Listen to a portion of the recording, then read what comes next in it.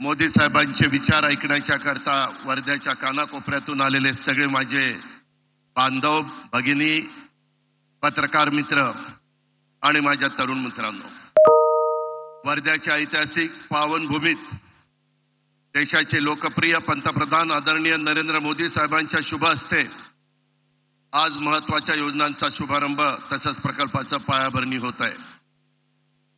यामध्ये विश्वकर्मा योजनेचा प्रथम वर्धापन दिन, अमरावती येथील पीएम मित्रा पार्कची पायाभरणी कार्यक्रम, अहिल्यादेवी होळकर महिला स्टार्टअप योजनेचा शुभारंभ आणि आचार्य चाणक्य कौशल्य विकास योजनेचा शुभारंभ यासारख्या योजना प्रकल्पांचा समावेश आहे।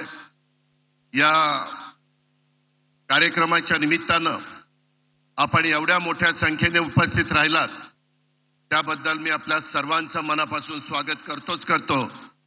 परंतु पंतप्रधान महोदयांनी या कार्यक्रमाला वेळ दिला त्याबद्दल महाराष्ट्राच्या 13 कोटी जनतेच्या वतीनं मी त्यांचं मनापासून स्वागत करतो।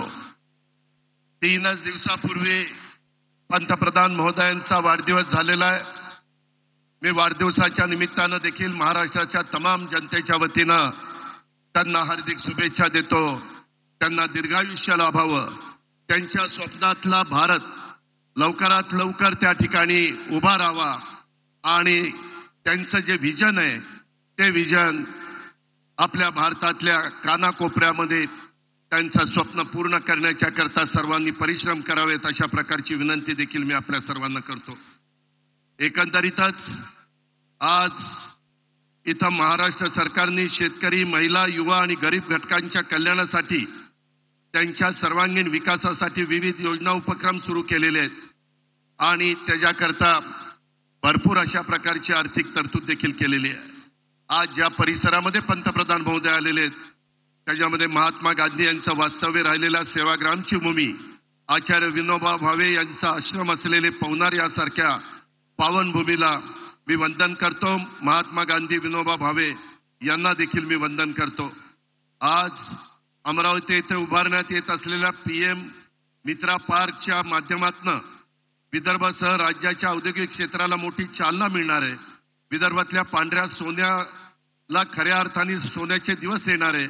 या टेक्सटाईल पार्कमध्ये 10,000 कोटी रुपयापेक्षा जास्त गुंतवणुकीची शक्यता आहे।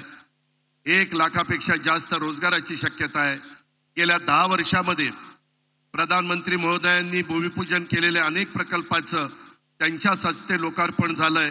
देशात अत्यंत कमी कालावधीमध्ये गतिमान पद्धतीनं पायाभूत विकास प्रकल्प पूर्ण करण्याचा विक्रम आपल्या पंतप्रधान महोदयांनी केलेला आहे।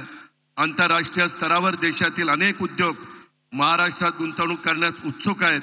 नुकताच गडचिरोलीला इस्पात स्टील प्रकल्प, महापे येथे सेमीकंडक्टर प्रकल्पाचा शुभारंभ झाला, त्यातून लाखो तरुणांना रोजगार मिळणार आहे।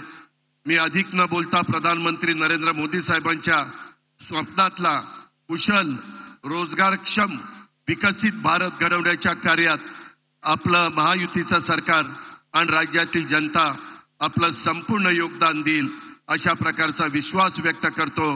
प्रधानमंत्री महोदयांना धन्यवाद देतो आणि या ठिकाणी थांबतो। जय हिंद, जय महाराष्ट्र।